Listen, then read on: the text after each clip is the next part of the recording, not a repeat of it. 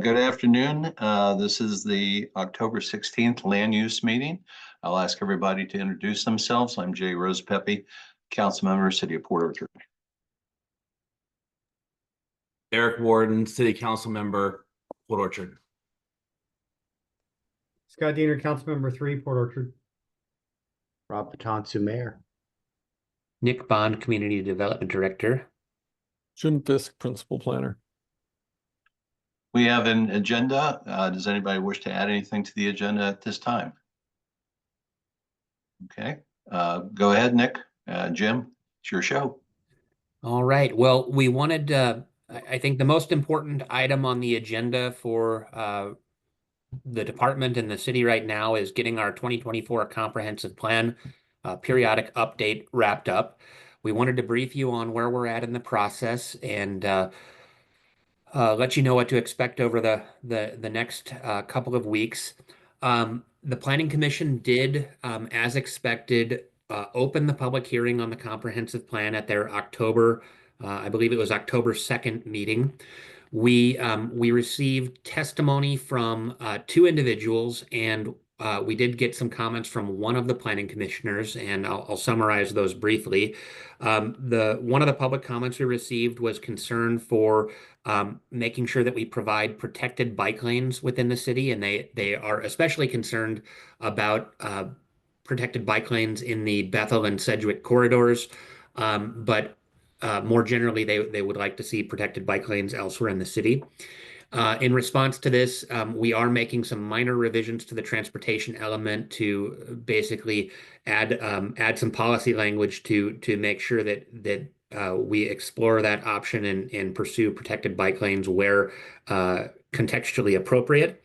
Obviously, on Bethel, we're already underway with our design, and we do have bike lanes, and we're looking at opportunities potentially to increase the separation in terms of the striping width between travel lanes and the bike lane, but there is no opportunity for a true sheltered bike lane where the bike lane would be on the outside of the sidewalk, because we're using that bike lane for minimum fire apparatus width on the roadway.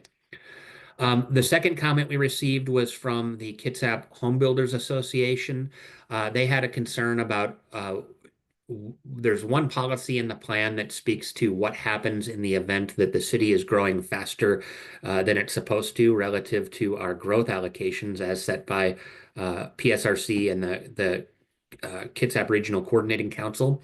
And so there was the statement basically says if the city is growing too fast, it needs to take reasonable measures to try to slow its rate of growth. It included for instance, that we would charge when considering fees, that we would use fees as a deterrent to development.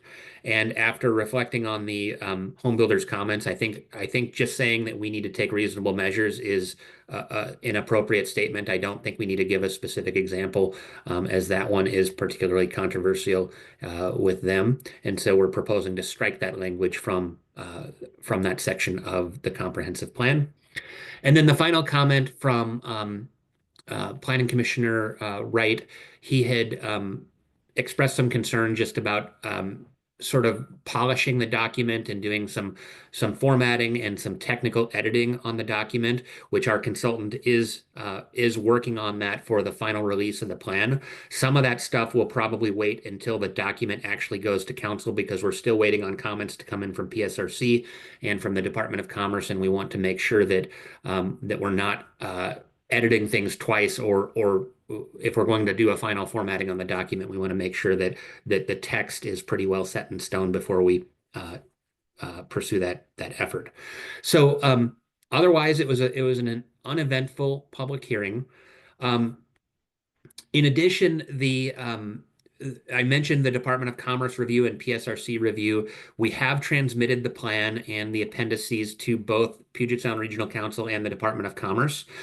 Commerce has a 60-day review period that is prior to adoption, and they're really looking to make sure that we check a couple of big boxes in terms of statutory changes.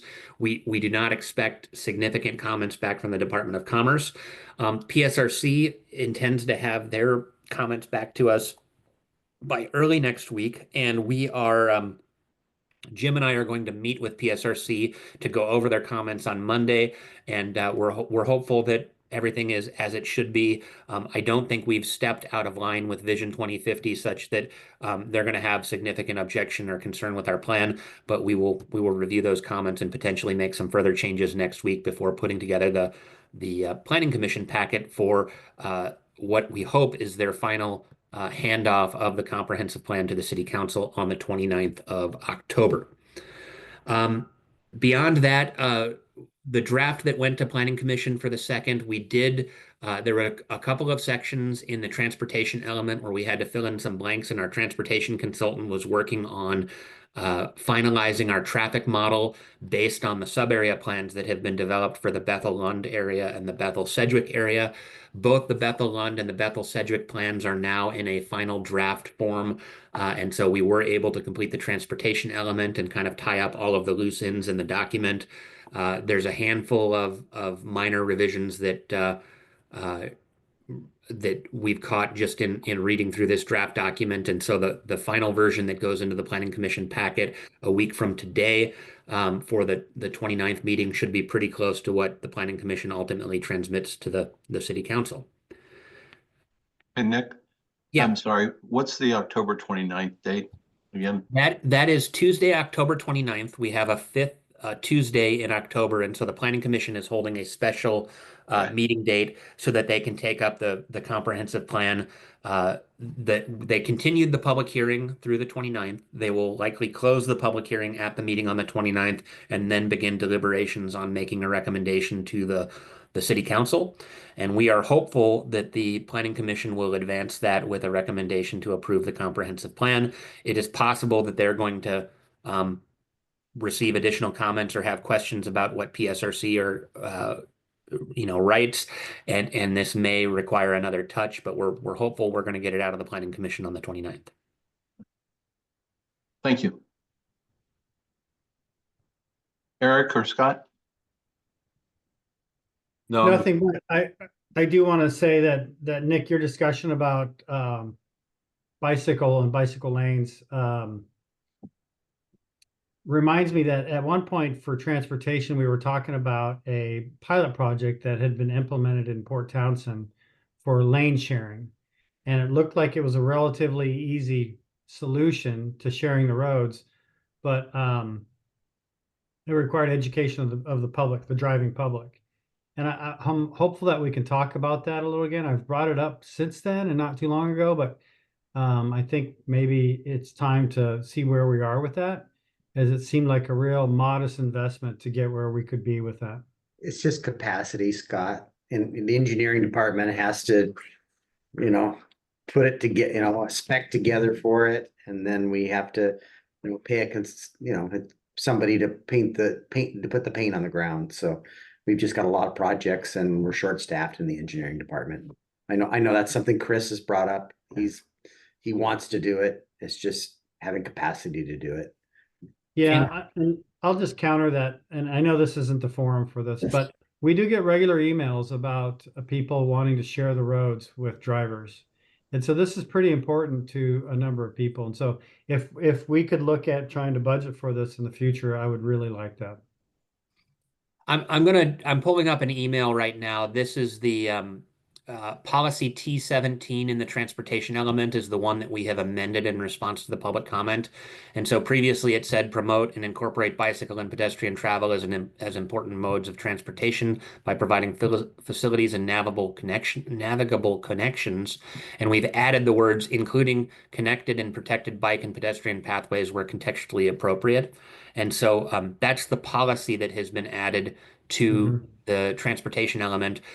We actually did, when one of my interns several years ago did a rendering building off of the Bethel Sedgwick corridor plan of Sedgwick, where it would have protected bike lanes that would be on the backside of the landscape islands. And so I think this person is specifically concerned with more arterial road conditions.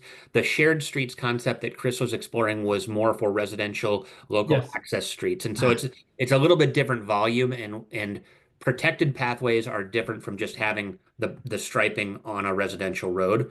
Yes.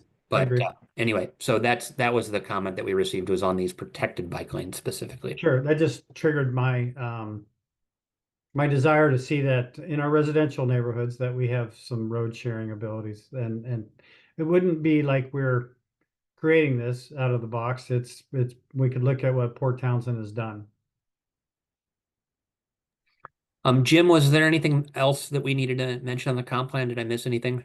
No, just, we did issue the DNS, That's right. but other than that, yeah, that wraps it.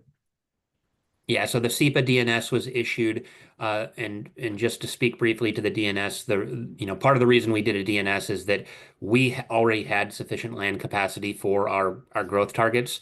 So the need to evaluate alternatives is really, if we knew that we had to upzone properties to accommodate 3,000 more residents and we weren't sure where to do that, that's when an EIS would be a good tool, where you're comparing alternatives and looking at an alternative one where you put it all downtown, and alternative two where you spread it around, and maybe some other alternative.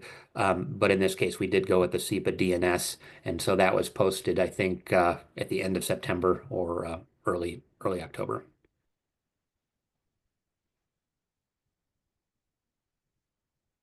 No further discussion on item 1, item 2. All right, item 2. One of the many mandates on housing reform that the legislature has given us was Senate Bill, was it 5290? Is that the number, Jim?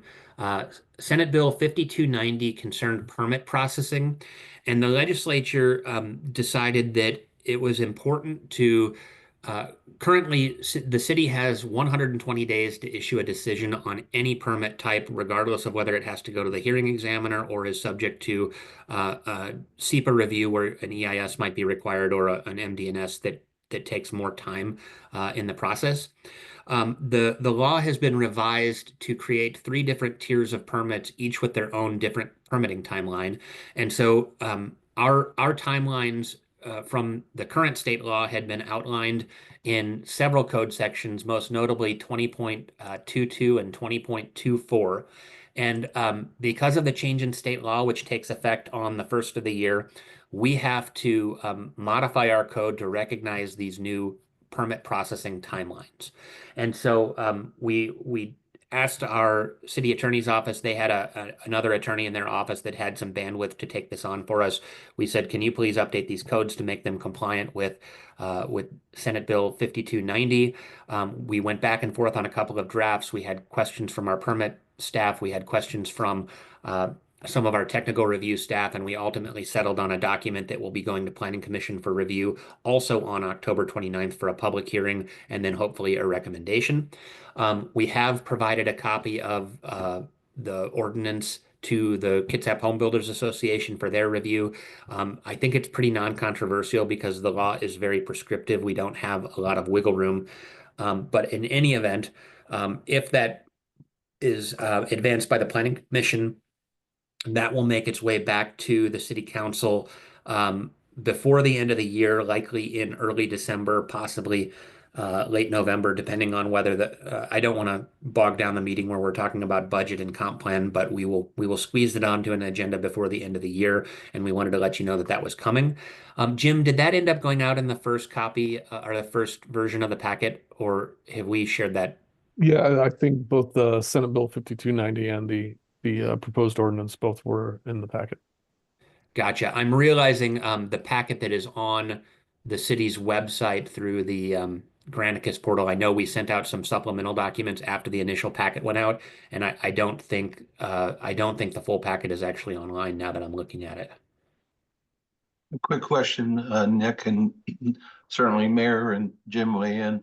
We keep talking about bandwidth of our, current employees and stuff. So with the change in the permitting process, and I assume it's, processing times are going to be quicker. How does that impact staff with what we budgeted for in 2025? Well, it's definitely going to be a challenge to meet these new deadlines. However, one of the things the legislature did is they've said that these deadlines no longer apply to building permits. So the fact that they don't apply to building permits doesn't mean that we're going to take any more or less time with building permits, but we're not under the gun, so to say, as much on building permits as we have been under the existing framework. We do have to do a better job of tracking our time on the land disturbing activity permits, subdivisions, other land use permits that are subject to the timelines listed in the state law. The state law did provide penalties to local governments for non-compliance. However, they provided a menu of options for cities to avoid being subject to those penalties. And the menu of items is budgeting, having additional budget authority to support hiring of staff if workloads increase, also having on-call consultants and permit software are things that prevent you from having to actually refund a percentage of permit fees. And so the ordinance that's going forward does document the steps from that menu of options that we are taking to avoid having to provide refunds in the event that we fail. And so if we fail to meet a timeline, we potentially are at risk of litigation from somebody who doesn't get their permit in a timely manner, but we're not going to have to refund money, which is was the new mechanism for enforcement in the law. And so the risk really isn't changing. It's just some of the permits have to be done faster, but some of them we actually have more time to review. So subdivisions are going from 120 days to 170 days for a total review time. So I don't think it's going to change our staffing needs, except to the extent that we now have to track our time and issue annual reports showing how we comply with the law. And so one of the other items on tonight's Land Use Committee agenda is a contract that we'll talk about, which is we're going to build in additional features into our permitting system to help us track compliance with this law and to largely automate the process so that it is tracking. We can demonstrate to the public that we are in compliance. And I think right now, because we don't have this tracking system built into our permitting system, we really don't know how well or poor we are performing against this measure, except if we have a permit that's been sitting around for a while, sometimes we will go manually count when did we start the clock, when did the clock stop, such as when we've asked for more information. And so we don't actually know how big of a problem this is because our system doesn't actually track this time currently. State law only requires cities that are 20,000 people and larger to track and report annually. But the new law changes that because all cities now have to do this work. And we're planning on building that feature into our permitting system. We'd be hitting the 20,000 here pretty shortly anyway. Yeah, we're planning on being subject to that requirement in 2026, whether the law requires it or not. And to report in 2026, we have to have data for 2025, which is why we're bringing forward a proposal now to build out that feature into our permitting system. Okay. The Eric? other thing that, oh, go ahead. No, I was just saying Eric or Scott, so you can jump in, Scott. I just say the other thing that 52 provides is that you've got to issue an approval or a disapproval on the third cycle. And so for jurisdictions that to enact this, it means that I'll just say their frequent flyers are going to have to really pay attention to what's being asked for and not be as combative as it's been in the past. So it's really sharpening up the game for everybody involved. That is absolutely true, and I think that has been a bigger issue with the county than in the city. From what I understand, we see that occasionally. But one of the things that we also do is we have a form where people can voluntarily waive the timeline, and they'll sign a document that basically says, "Don't issue a decision denying my permit. Please, the applicant actually gives the city more time to issue a decision if additional revisions are needed." And that's a way to avoid having to issue a decision denying a permit and forcing somebody to reapply. But I do think that permit denials are going to become more frequent under this legislation because people are not going to follow through on their permits, and we're going to have to issue a decision to deny. And most of the time, denials are pretty defensible because the applicant clearly hasn't provided some piece of information, which is the basis for a denial. Yeah, and food for thought. I know of one jurisdiction that if you're not responsive to the information request, they can automatically expire your permit. Our And code that's does not- that as well. Okay, and that's not appealable, so that's good news. Yeah, so we give 90 days. If we request additional information and the applicant is non-responsive, we're supposed to terminate the application. Mhm. And that's been in our code since 2016 or 2017, I believe. The county's had it, but we haven't had to exercise it, and it's something that I think other jurisdictions are having to talk about exercising now. hmm So this really puts an onus on both on the city and the applicants. It's just not Yeah. a city unfunded mandate. Remember when we first started discussing this, and I was thinking about the budget, if we should add a staff member or not, and I asked you about that, Nick. And you said, if I remember right, you think that you're keeping up right now, but the permit process with the building slowing down, you guys should be fine. Is that Well, still your thought? Yeah, it's hard to say. I think once we start collecting the data on our performance, we're going to have a better idea of whether we're hitting these deadlines consistently or not, and that will help inform the discussion. But right now we're flying a little blind because it would be a huge effort to go back through previous permits and figure out how many days it's taking for us to issue things because we know when something comes in and when it issues, but in terms of the start and stops in between receiving an application and issuing a decision, that's not something that our system currently tracks. Sounds good. Next, All right, I believe the next two items on the agenda are, well, actually, first we're going to go to the Salmonberry Development Agreement. And this, the Salmonberry Apartments is a project that has been on the vine for well over a year. The developer of the Blueberry Apartments, which are under construction right now at the corner of Blueberry and Bethel, also has a project next to the future Home Depot site along Salmonberry. And they just haven't, this hasn't been a priority for them because they've been focused on their other project, but now they're ready to ramp up on Salmonberry. And they are proposing two different agreements with the city. One of them is a development agreement, and one of them is a fee in lieu of construction agreement, which is something that we have occasionally approved. And we did one for the Hidden Hills project on Bethel. And I'm just trying to pull up the site plan so that you can see this here because I believe let me see here. All right, here it is. that's the parcel across from the make sure I got this right. Is that the parcel across from or next to the storage? Yeah, there's one parcel between the storage units and Okay, there's a house here in between Right. the apartment and the storage units, and then Yep. there's the shopping center down here at Bethel. right. So, Okay, thank so you. this apartment complex, it's two buildings. It's a total of 24 units. The site plan that we have right now meets code. But one of the things that they're proposing and that we asked them to do is to provide a public right of way that is going to provide a side entrance to the new Home Depot site. And so from Salmonberry, they are dedicating a 38 or 39 foot right of way here, consistent with our Bethel corridor plan. And this is to allow people to get into Home Depot without going all the way out to Bethel and adding additional cars to Bethel. When we did the Bethel corridor plan, we identified the need for this parallel road network. Walmart built their piece when they did their store back in 2003 or 2004. I think they did some a remodel of that store and some parking lot improvements. That connects through to Cathy, which goes over to Lund.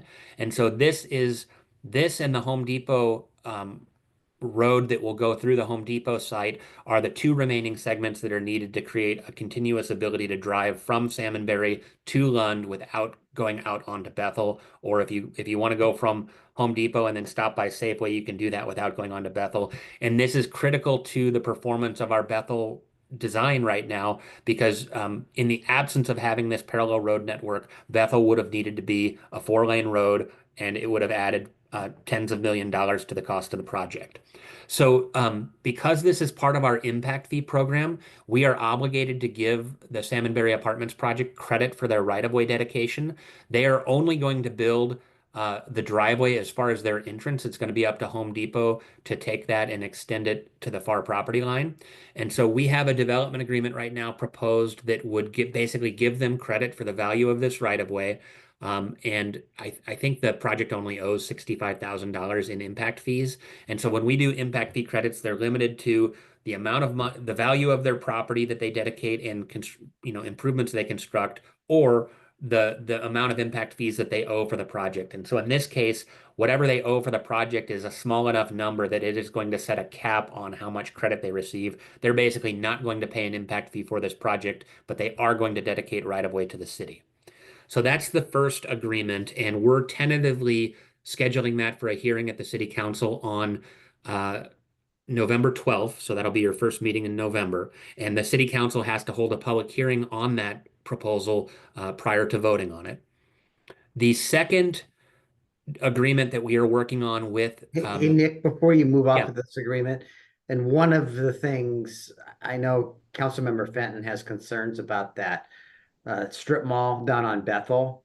This access road, our engineers are looking at bringing a road in from Bethel so that you can make a right turn out of that complex and come up this access road and get to Salmonberry or and then get back up to Bethel headed southbound. So this is a critical element for the access of that strip mall, and for them to have both right and left turn movement, in a roundabout fashion, because they can use this access road.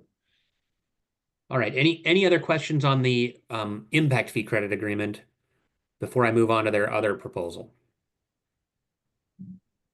All right.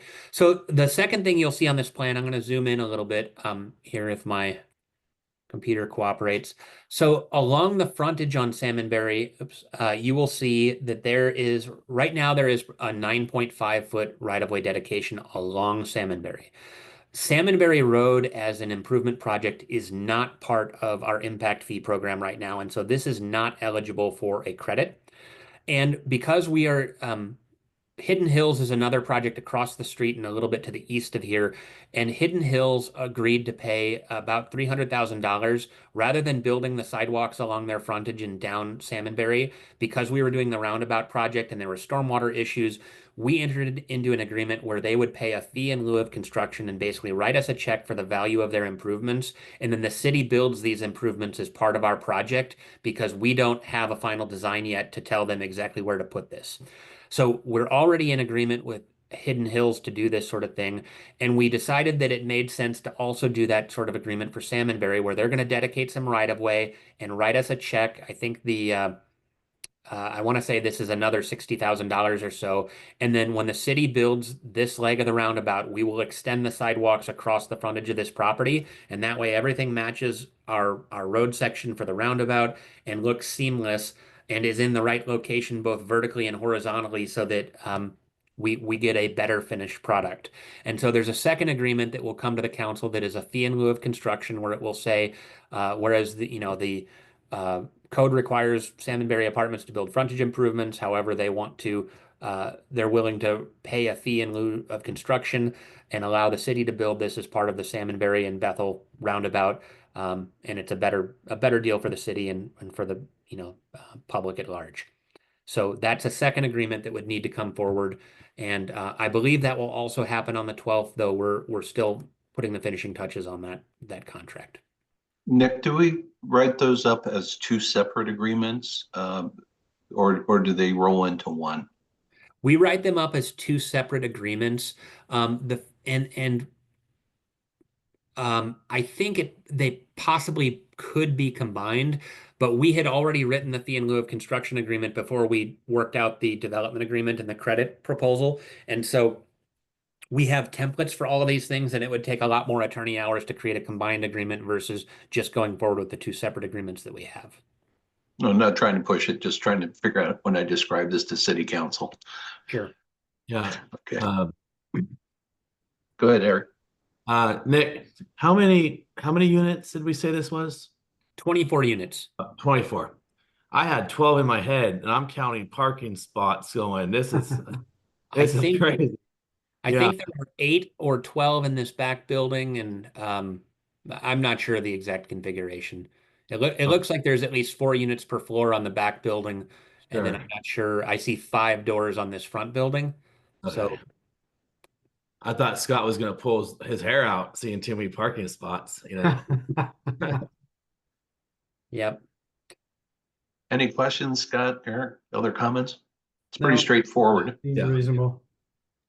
Just out of curiosity, you're talking about the road going through, because we've talked about that multiple times from Lund to Salmonberry. Will that be one straight road, or is that, basically going through the parking lots of Walmart, um, Home Depot? It's going to be mostly straight. I can pull up the map. I mean, it is a little bit curvilinear where it goes through Walmart. Let me zoom in and show you what that looks like here. So the road, basically this is the vacant lot we're talking about here. So the road's going to come through here.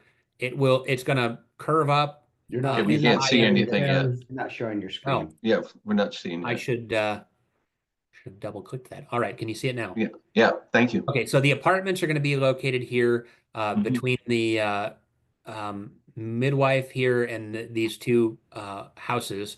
So a road will come into Home Depot here.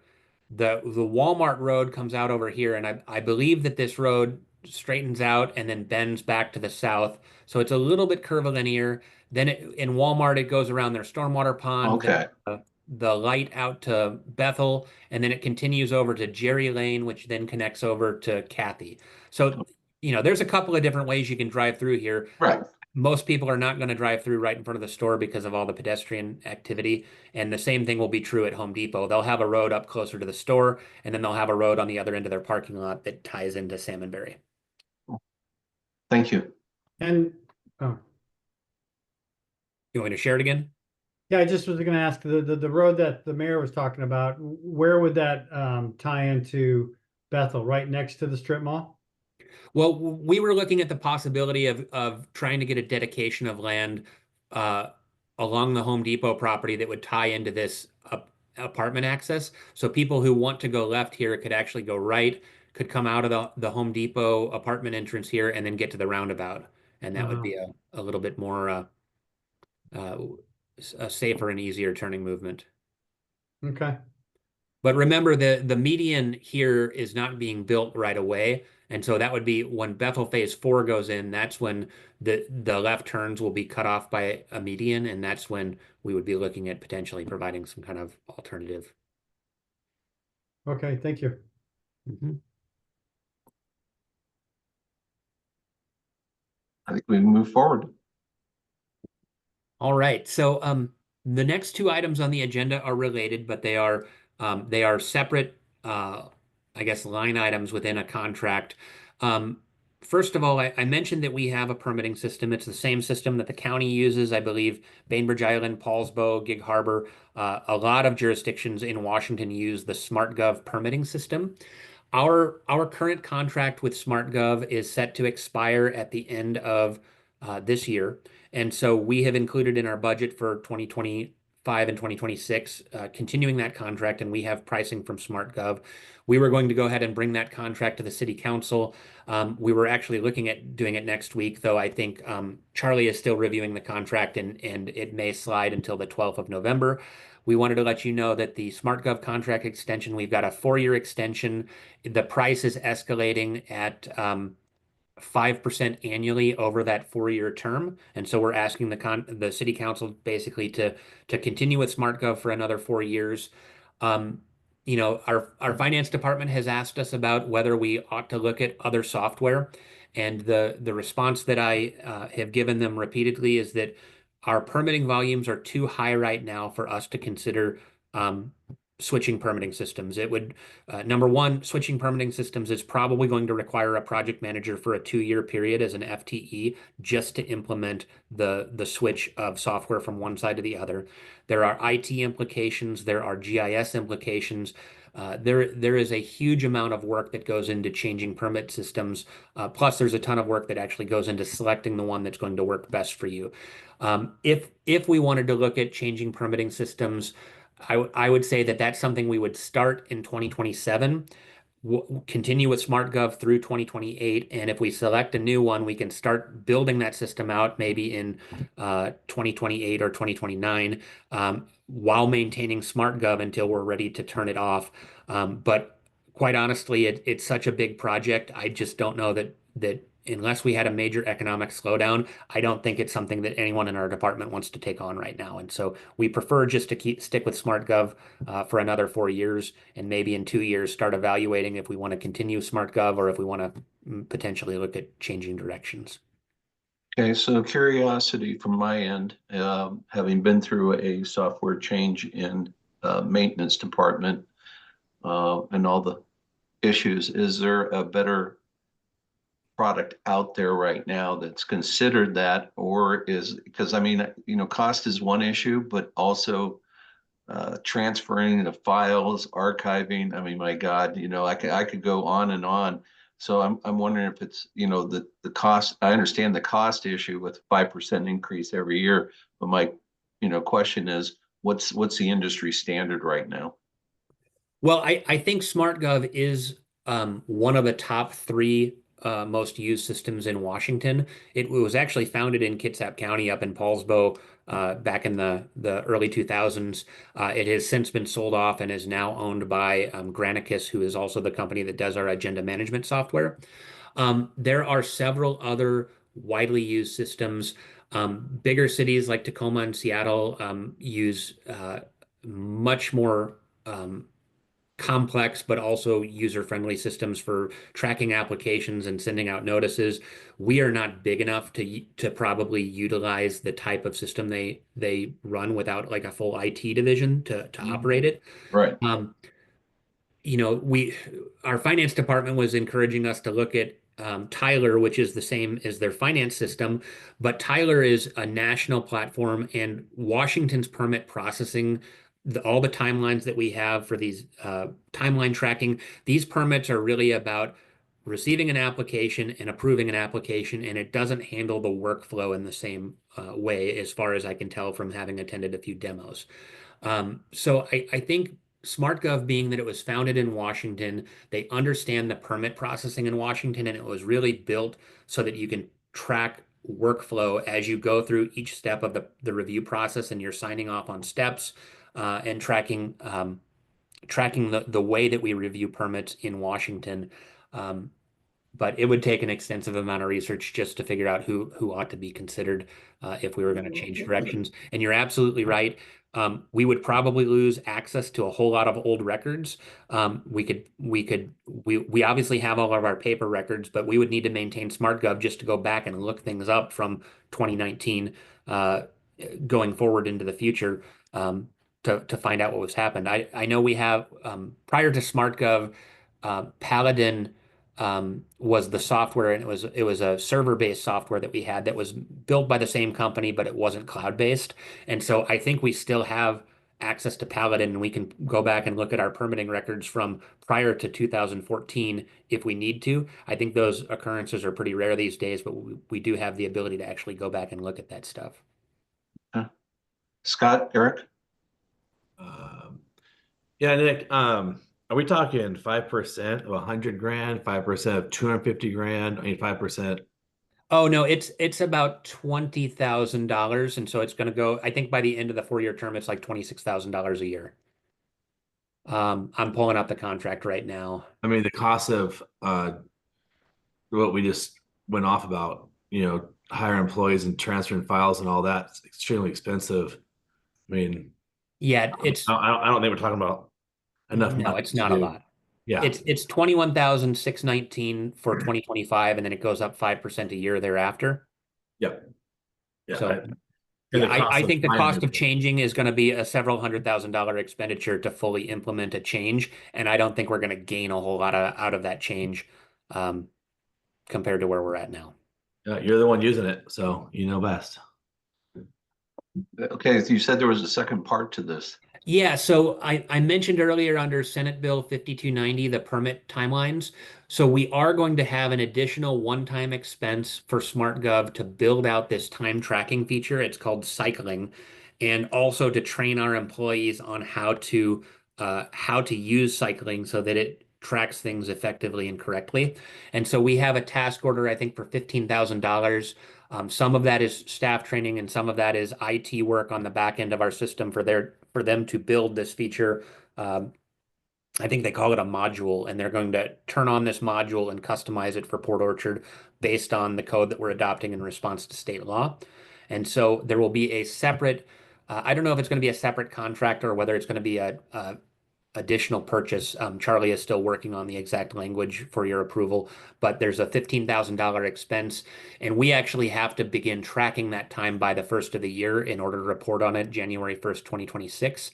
And so it's actually in the budget for 2025, but some of the expenses are going to end up being incurred this year. And I think the training will continue into next year. And it's $15,180, and it's a one-time expense. So we're going to go ahead and bring that contract to the city council so that the folks at SmartGov can get that ready to go so that we begin tracking this data on January 1.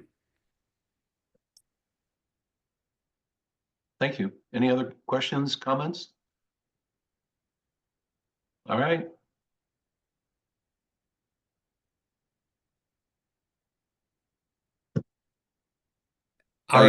Yeah, So we wanted to talk about our meeting schedule, but I actually had one addition to the agenda, if I may tackle that one first.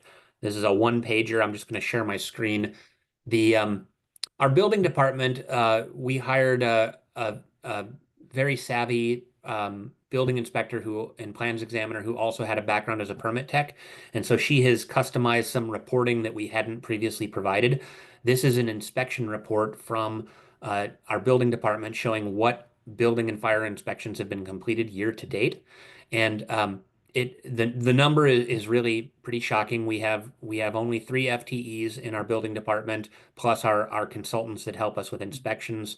If you look at the totals year to date, it's only mid-October. We're at 3,616 single-family inspections and several hundred multifamily, commercial, miscellaneous, and fire inspections for a total of 5,500 inspections for the city this year. And so that's 3 people plus our one of our consultants that's been doing inspections. The other consultant only does plan review.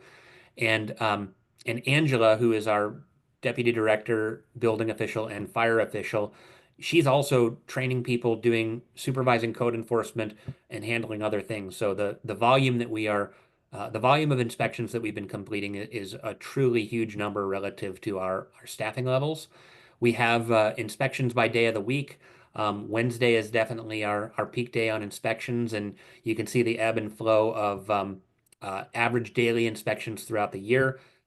Things really pick up in the springtime. I'm not quite sure why they dropped off in June and July, but pretty steady work of at least 20 inspections a month, closer to 25 in most months. October is not quite done yet. Sorry, this is average daily inspections yeah, per daily, month. yeah. So they're That's doing impressive. that's mainly 2 people out there doing 25 to 35 inspections a day. That's about 30 minutes to 45 minutes for inspection. That's not even Depending on the counting travel inspection. time. Yeah. Yeah. So That's anyway, we're gonna insane. you'll see these reports more frequently now that Aubrey has this set up to be automated, and we'll just report on this a couple of times a year. So, Fortunately, a Nick, lot just of an them are in McCormick observation. Woods. Sorry, what? So fortunately, a lot of them are in McCormick Woods. Still takes They're not time. traveling very far. No, but it still takes time. So, Nick, just a thought. I like the way this report looks, and we're talking about an annual or maybe semi-annual report on code compliance. If it could kind of match this for look and feel, I think it'd be great.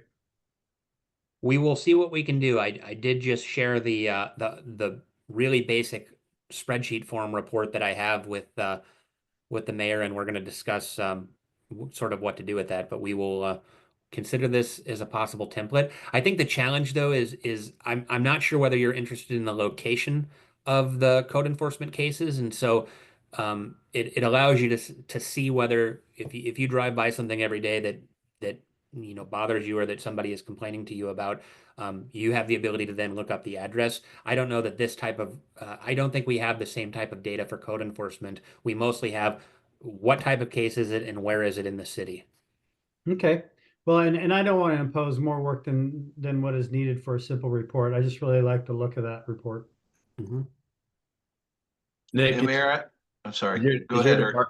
I was gonna raise my hand on that feature. Nick, is your department funded strictly off the permits? No, we the permit revenue is a general fund revenue, and it comes into the general fund, and our whole department is funded from the general fund. So, I believe that the permit revenues are intended to match our permit costs, which include our permit center staff, the building department staff, as well as the planners who go out and do landscape inspections and the other land use type inspections. But we are not an enterprise fund like the county is. Okay. Is there a reason why? Why the difference? Education for me. I don't know. Is there a reason why one way versus the other? It's been this way as long as I have been here.